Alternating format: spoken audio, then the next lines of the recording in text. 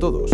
Hoy vamos a embarcarnos en un viaje fascinante al corazón de la ingeniería de satélites, a una de sus disciplinas más críticas y a menudo menos visibles, el control térmico. Imaginen por un momento un satélite en órbita. Durante una parte de su viaje está bañado por el sol abrasador, sin atmósfera que lo proteja. Minutos después se sumerge en la oscuridad helada de la sombra de la Tierra. Pasa de temperaturas que podrían freír un huevo a un frío que congelaría el aire. ¿Cómo sobrevive la delicada electrónica en su interior a este ciclo infernal? La respuesta no es una sola cosa, sino un conjunto de herramientas y técnicas increíblemente ingeniosas que actúan como el sistema circulatorio y la piel de la nave espacial. Hoy vamos a desvelar los secretos de este kit de herramientas térmicas. Primero, empecemos por lo más fundamental, el contacto. Cuando dos superficies se tocan en el espacio, ¿cómo fluye el calor entre ellas? Esto es lo que llamamos conductancia por contacto térmico. Podríamos pensar que si atornillamos dos placas de metal, el calor pasará perfectamente de una a otra. Pero la realidad, a escala microscópica, es muy diferente. Imaginen que las dos superficies, por muy polidas que parezcan, son en realidad como dos cadenas montañosas. Cuando las presionamos una contra la otra, solo las cumbres más altas de esas montañas se tocan. El resto del espacio son pequeños valles llenos de vacío, y el vacío es un aislante fantástico. Por lo tanto, el calor solo tiene unos pocos y diminutos puentes para cruzar. Esto es crucial en las uniones atornilladas. La cantidad de calor que puede cruzar depende enormemente del tamaño del tornillo, del par de apriete que aplicamos y de lo lisas o rugosas que sean las superficies. Como ejemplo práctico, pensemos en el chasis de un CubeSat, donde montamos una caja de electrónica que genera mucho calor. Si usamos tornillos pequeños, del tipo 2/56, y los apretamos poco, sobre una superficie grande y delgada, la conductancia será bajísima, quizás de solo 0.1 vatios por cada grado Kelvin de diferencia de temperatura. El calor se quedará atrapado en la caja.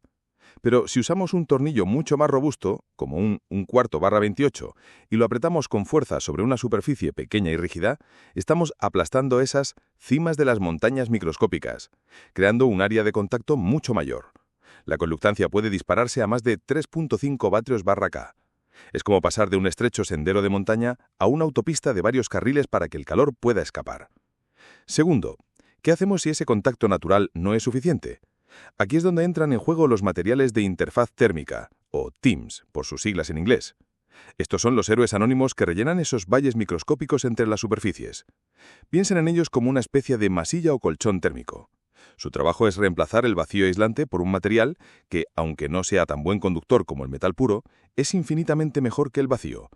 Pueden presentarse en muchas formas, desde grasas o pastas térmicas, muy similares a las que se usan en los procesadores de los ordenadores, hasta láminas o almohadillas de materiales blandos y conformables.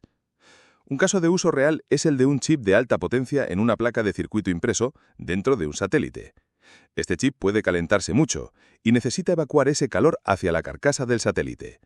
Colocamos una almohadilla térmica, como las de la serie GapPad de Henkin, entre el chip y la carcasa. Esta almohadilla es lo suficientemente blanda para deformarse y rellenar cualquier imperfección, asegurando una ruta de calor continua. La eficacia de estas almohadillas depende de la presión a la que se someten. Al apretar la placa contra la carcasa, la almohadilla se comprime, su resistencia térmica disminuye y el calor fluye mucho mejor, manteniendo el chip a una temperatura segura para su funcionamiento. Tercero, hablemos de una estrategia más defensiva, los parasoles o sunshields. Si la mayor fuente de calor es el sol, la forma más sencilla de combatir su efecto es bloquearlo. Un parasol es exactamente eso, una sombrilla de playa gigante para nuestro satélite. Se trata de una o varias capas de un material especial que tiene una muy baja absortividad solar, lo que significa que refleja la mayor parte de la radiación solar que le llega en lugar de absorberla como calor. El ejemplo más espectacular de esto es el telescopio espacial James Webb, cuyo parasol del tamaño de una cancha de tenis mantiene sus instrumentos científicos en una oscuridad gélida mientras que el otro lado del satélite está expuesto al sol. Para los satélites más pequeños puede ser una simple lámina desplegable que se interpone entre el cuerpo del satélite y el sol. Cuarto, tenemos las persianas térmicas o thermal louvers. Esta es una de las tecnologías más elegantes. Imaginen unas persianas venecianas inteligentes en la superficie del satélite. Estas persianas están hechas de unas láminas bimetálicas que se doblan con la temperatura sin necesidad de motores ni electricidad. Cuando el satélite se calienta demasiado, las láminas se abren y exponen una superficie que hay debajo. Una superficie que es un radiador muy eficiente, con alta emisividad infrarroja. Es como abrir una ventana para dejar salir el calor. Cuando el satélite se enfría, las láminas se cierran solas, cubriendo el radiador y atrapando el calor en el interior. Es un sistema de regulación pasivo y autónomo, ideal para satélites pequeños con un presupuesto de energía muy ajustado. Quinto, los radiadores desplegables. El problema de los satélites pequeños, como los CubeSat, es que tienen muy poca superficie exterior, y esa superficie suele estar cubierta de paneles solares, que no son buenos radiadores. Entonces, si tienes un componente que genera una cantidad masiva de calor, ¿dónde lo disipas? La solución es llevar contigo tu propia superficie de radiador plegada. Una vez en órbita, despliegas estas alas adicionales, que no son para generar energía, sino exclusivamente para irradiar calor al espacio profundo. Un ejemplo es la tecnología QRAD-TRL, que son paneles que se despliegan para aumentar drásticamente el área disponible para la disipación de calor, actuando como el radiador de un coche, pero para el frío del espacio. Sexto, una de las tecnologías más importantes para mover el calor de un sitio a otro son las tuberías de calor, o heat pipes. Son dispositivos pasivos que funcionan como auténticas autopistas de calor. Imaginen un tubo sellado al vacío que contiene una pequeña cantidad de un líquido y una estructura porosa en su interior, como una mecha. Cuando aplicamos calor en un extremo, el líquido se evapora, convirtiéndose en gas. Este vapor viaja a gran velocidad por el centro del tubo hasta el extremo crío. Allí, al entrar en contacto con la pared más fría, se condensa, volviendo a ser líquido, y liberando una gran cantidad de calor. La magia final es que la mecha porosa, por acción capilar, absorbe ese líquido y lo transporta de vuelta al extremo caliente, listo para repetir el ciclo. Es un sistema de transporte de calor increíblemente eficiente, capaz de mover energía térmica cientos de veces mejor que una barra de cobre macizo del mismo tamaño. Un caso de uso práctico fue en el satélite TechSat-10. Utilizaron un heat pipe flexible, llamado FlexCool, para gestionar el calor de la radio de comunicaciones.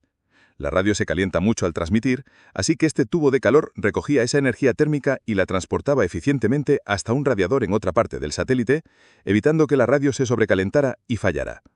Séptimo, y mirando hacia el futuro, tenemos los materiales de cambio de fase o PCMs. Esto es una forma inteligente de gestionar picos de calor o de sobrevivir a los ciclos de eclipse. Un PCM es un material, a menudo una cera especial como la parafina, encerrado en un recipiente metálico. Su superpoder reside en el cambio de fase. Piensen en un cubito de hielo en un vaso de agua. Mientras el hielo se derrite, absorbe una enorme cantidad de calor del agua, pero la temperatura del agua se mantiene estable en 0 grados. Los PCMs hacen lo mismo. Cuando un componente electrónico tiene un pico de actividad y genera mucho calor, el PCM que está en contacto con él empieza a derretirse, absorbiendo esa energía térmica sin que su propia temperatura aumente significativamente. Actúa como una esponja térmica. Más tarde, cuando el satélite entra en la sombra de la Tierra y todo se enfría, el PCM se solidifica de nuevo, liberando lentamente el calor que había almacenado y ayudando a mantener el componente a una temperatura más estable. Octavo, y mirando hacia el futuro de la integración, tenemos las estructuras térmicas multifuncionales. Para los satélites pequeños donde cada gramo y cada centímetro cúbico cuenta, la idea de tener un sistema estructural y un sistema térmico por separado es un lujo. El nuevo enfoque es combinar ambas funciones.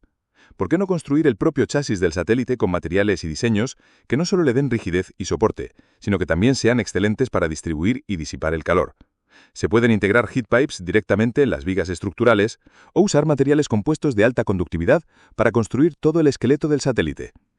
Un ejemplo es la tecnología Spot Structures, que ofrece chasis estándar para CubeSat de 6U o 12U que ya incorporan capacidades avanzadas de gestión térmica en su propio diseño. Es la máxima eficiencia. La estructura es el sistema térmico. Como ven, mantener un satélite en su zona de confort térmico es un desafío complejo y apasionante. No se trata de un solo truco, sino de una caja de herramientas llena de soluciones ingeniosas, desde simples tornillos bien apretados y masillas térmicas, hasta persianas inteligentes, autopistas de calor y estructuras que hacen doblete como esqueleto y sistema de refrigeración. Cada una de estas tecnologías es una pieza crucial en el puzzle que permite a nuestros ojos y oídos en el espacio seguir funcionando, explorando el universo y conectando nuestro mundo.